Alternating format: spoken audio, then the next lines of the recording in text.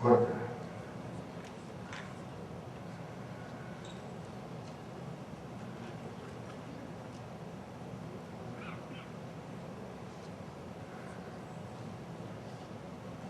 No final. Outra.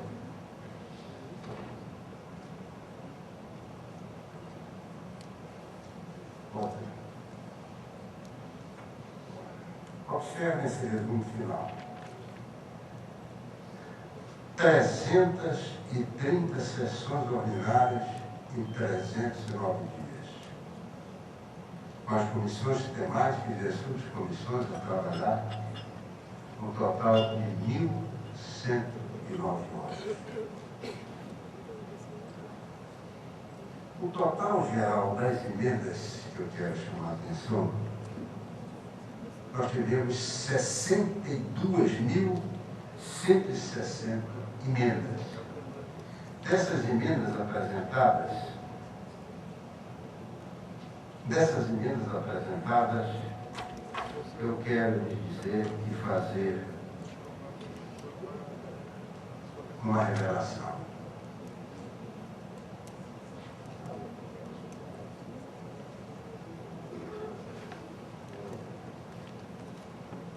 Aí.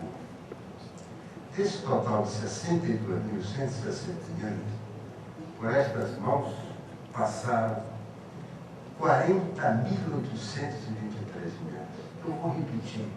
40.823 emendas. É evidente que não fosse o Prodazen e nós pudéssemos usar no tipo dela, razões, motivos, se não fosse uma assessoria sempre atenta, até onde nós estaríamos cuidando da Assembleia Nacional Constituinte. Sabem por quê? Hoje, um parlamentar apresenta uma emenda, ou vai para o Congresso, e é uma grita, é uma discussão, é um nunca acabar. Imaginem numa Assembleia Nacional. E eu posso dizer isso porque, depois de algum tempo, foi presidente do Conselho Social do Piauí, o depois embaixador Lindon Soares, que acabou acompanhando muito o trabalho, porque ele tinha em vista fazer um estudo, como fez, publicou, sobre o tipo de julgamento que nós estávamos criando. 40.823. Agora, eu preciso aqui fazer uma leitura para os senhores. É que um dos fatos marcantes do processo constituinte aconteceu no dia 22 de março de 1988.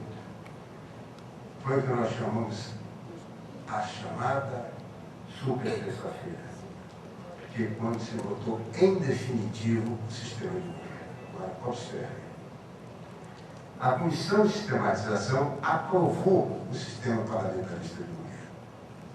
O Afonso Arinos, que a presidia, e eu, que era o relator, e outros colegas, ambos, eu por convicção plena desde a época que fui acadêmico de Direito, que era e é o nosso melhor sistema de governo, aprovamos e foi para o plenário.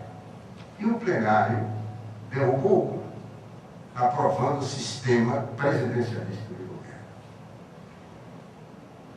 A emenda era do senador Humberto Lucena, hoje falecido, e assim que fomos derrotados, ao meu lado estava o senador, então senador Zé Fogaça, meu colega de relatoria junto, hoje prefeito municipal de Porto Alegre, portanto uma pessoa que está viva, e assistiu quando eu chamei Humberto Lucena e disse a ele: Humberto, a Comissão de Sistematização, ao aprovar o sistema parlamentarista, incluiu a medida provisória.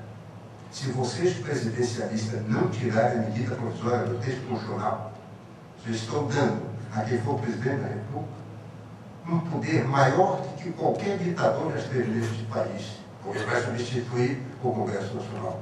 Não me ouviram. Fizeram ouvido de mercador e nós todos, inclusive eu, que era contrário, pagamos um preço alto. Esta é a verdadeira razão da medida provisória ter ficado no texto constitucional, quando ela não pode conviver com o sistema presidencialista do governo. Infelizmente, foi o que aconteceu. A par disso, colocaram o mandato de 5 anos, e eu lhe diria hoje que, abstraídos os detratores mencionados, ainda há pouco, desde a Constituição 98, e que vamos descontar os problemas naturais de uma obra que, qualquer que seja ela, humana, tem. Em compensação, juntam-se ao mestre que dá pouco falou a vocês, e não são poucos tratagistas de direito constitucional, que citam o modelo brasileiro classificando de diploma exemplar. E dizem mais que está à altura do melhor que há no constitucionalismo mundial. Eu tenho aqui um cidadão que é meu amigo e que foi o relator da Constituição de Portugal, o professor Jorge Miranda, que diz isso de vez em quando. Por que nós, brasileiros, temos a mania, os que não convivem, sobretudo, os que não convivem, sobretudo, com um lado que não lhe é favorável, estão pensando em outras coisas que daqui a pouco eu chamarei a atenção, que não quero ultrapassar a minha hora. Eu gostaria de voltar às projeções para que os senhores verifiquem o que é que nós fizemos nisto. Neste texto constitucional, o primeiro dado que nós temos que destacar é a natureza topográfica.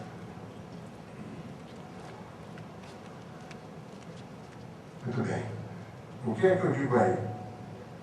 Topográfico, conteúdo, porque o texto se instaura com a indicação dos princípios fundamentais, dos direitos individuais, das garantias fundamentais, eu dizia ainda há pouco dos direitos sociais. E olha, isso não é uma clássica exposição vestibular, não. Todas as constituições brasileiras anteriores, por melhor que elas tenham sido, começavam sempre com o Estado. O ser humano, o indivíduo, era lá no meio. Esta não. Olha aqui, eu acabei de dizer, em vez da clássica exposição vestibular da estrutura do Estado e dos seus poderes, o que é que nós temos? Temos exatamente isso. Nós fizemos uma eleição ideológica. Dá para vocês verificarem quando se fala do texto constitucional, no texto democrático de direito. Observem aí, eu vou listar rapidamente, não vou ler, o senhor, por favor, leia, e eu vou pedir que ele prossiga, para que possamos fazer uma leitura rápida.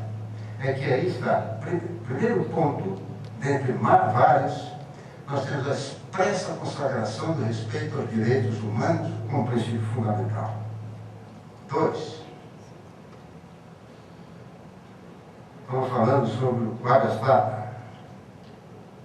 Estamos falando do mandato de injunção. Estamos falando do mandato de segurança coletiva, que saiu em função de quando eu tinha sido presidente da Ordem dos Advogados do Brasil, quisemos uma vez interpretar o coletivo e não conseguimos. Está aí no texto constitucional. A consagração constitucional dos direitos fundamentais do trabalhador, isso é um assunto fantástico, viu?